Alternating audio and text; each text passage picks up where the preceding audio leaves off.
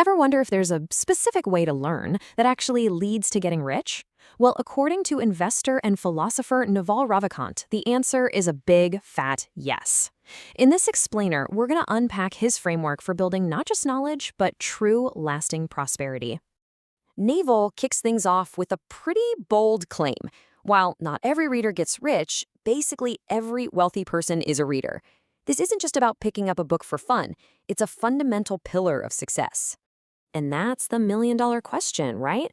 If reading is the key, how do you actually turn the lock, especially if it feels like a chore? Naval lays out a clear 4-part framework. And trust me, the first step might actually surprise you. Okay, so it all starts right here.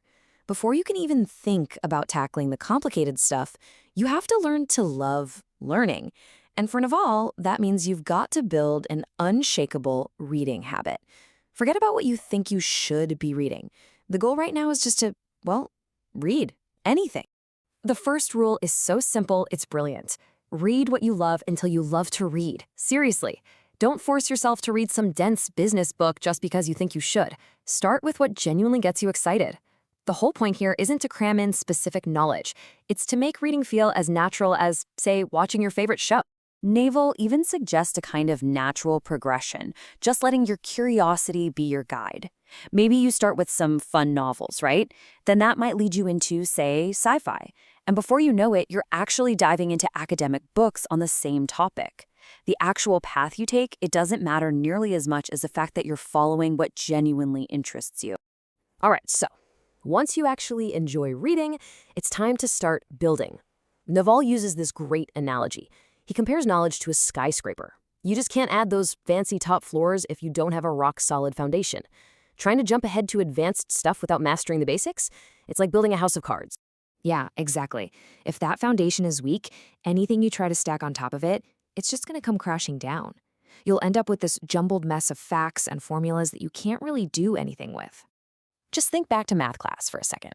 How many of us got totally lost when the teacher just started scribbling complex equations on the board? We were stuck just memorizing formulas, but we had no clue why they worked. But if you really truly understand the first principles, the why behind it all, you could actually figure out the formulas yourself. Now that's a solid foundation.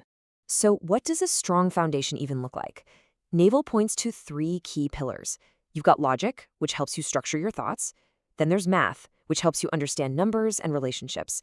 And finally, the scientific method, which gives you a way to test your ideas against reality. Put them all together, and they don't just teach you what to think, they teach you how to think about, well, anything that comes your way. Okay, foundations poured. Now it's time to build a framework. And this is where the strategy totally flips. It's no longer about going wide, it's about going deep.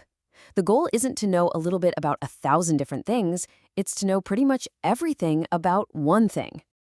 This Bruce Lee quote just says it all, doesn't it? Reading 1,000 books on 1,000 different topics, that just makes you a generalist. But reading 50 books in a single field, that's what turns you into an expert. And that deep, focused knowledge, that's what's truly valuable and rare. So where should you focus your energy? Well, Naval points out 5 super high-leverage skills for today's world, and they stack together really powerfully. See, reading builds your knowledge. Then writing, communication, and persuasion let you share that knowledge with people.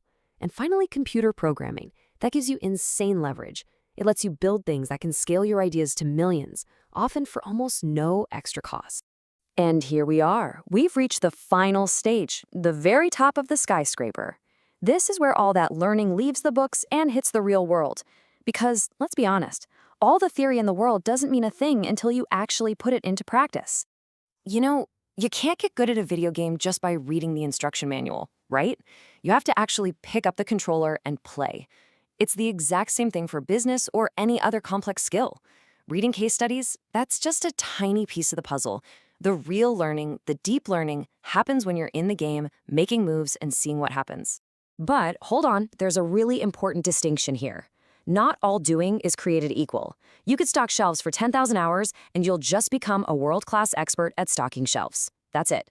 But what if you spend those same hours trying out new marketing ideas, testing different prices, really analyzing what your customers are doing? That's where you get exponential growth. See the difference? One is just repetition. The other is active, real-world learning. So there you have it. The framework is pretty clear. Build the habit by reading what you genuinely love. Pour that solid foundation in the basics. Go super deep to become an expert in one thing.